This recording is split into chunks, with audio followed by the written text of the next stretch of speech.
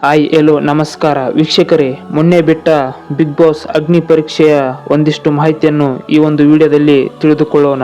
ಅದಕ್ಕೂ ಮುಂಚೆ ನಮ್ಮ ಪೇಜ್ ಅಥವಾ ನಮ್ಮ ಚಾನಲನ್ನು ಸಬ್ಸ್ಕ್ರೈಬ್ ಆಗಿಲ್ಲ ಅಂದರೆ ದಯವಿಟ್ಟು ಈಗಲೇ ಸಬ್ಸ್ಕ್ರೈಬ್ ಮಾಡಿಕೊಳ್ಳಿ.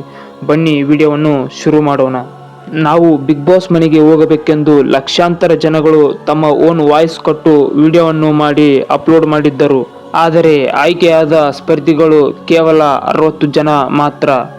ಆ 60 ಜನರಲ್ಲಿ ಮತ್ತೆ ಸ್ಪರ್ಧಿಗಳನ್ನು ಆಯ್ಕೆ ಮಾಡಲು ಬಂದವರೇ ಈ 4 ಜನ. ಮೊದಲನೆಗೆ ವಿನಯ್ ಗೌಡ, ಎರಡನೆಯದಾಗಿ ಸಂಗೀತ, ಮೂರನೆಯದಾಗಿ ಶ್ರುತಿ, ನಾಲ್ಕನೆಯದಾಗಿ ಚಂದನ್ ಶೆಟ್ಟಿ.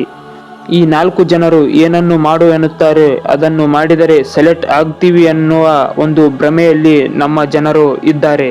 ವಿನಯ್ ಗೌಡ ಒಬ್ಬರಿಗೆ ತಲೆಯನ್ನು ಬೋಳಿಸಿಕೋ ಎಂದು ಹೇಳುತ್ತಾರೆ. ಚಂದನ್ ಶೆಟ್ಟಿ ಒಬ್ಬರಿಗೆ ಸಗಣಿಯನ್ನು ಮುಖಕ್ಕೆ ಹಚ್ಚಿಕೋ ಎಂದು ಹೇಳುತ್ತಾರೆ. ಹಲವರಿಗೆ ನಾನಾ ರೀತಿಯ ಟಾಸ್ಕ್ಗಳನ್ನು ನೀಡಿದ್ದಾರೆ. ಕೊನೆಯದಾಗಿ ಬರುವವನೇ ಅಮುಕು ಡುಮುಕು ಮಂಜ.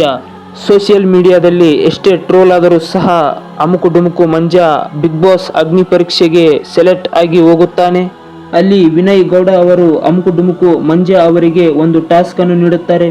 ಆ ಟಾಸ್ಕ್ ಏನೆಂದರೆ, ಹೇಗಾದರೂ ಮಾಡಿ ನೀನು ಸಂಗೀತ ಅವರನ್ನು ಇಂಪ್ರೆಸ್ ಮಾಡಬೇಕು ಎಂದು ಒಂದು ಟಾಸ್ಕ್ ನೀಡುತ್ತಾರೆ.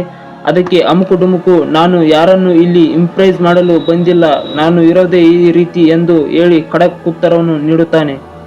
ಅದಕ್ಕೆ ವಿನಯ್ ಗೌಡ ಕೋಪಗೊಂಡು ಆಗಲ್ಲಂದರೆ ಹೋಗ್ತಾ ಇರು ಎಂದು ಅಮುಕು ಡುಮುಕುಗೆ ಹೇಳುತ್ತಾನೆ.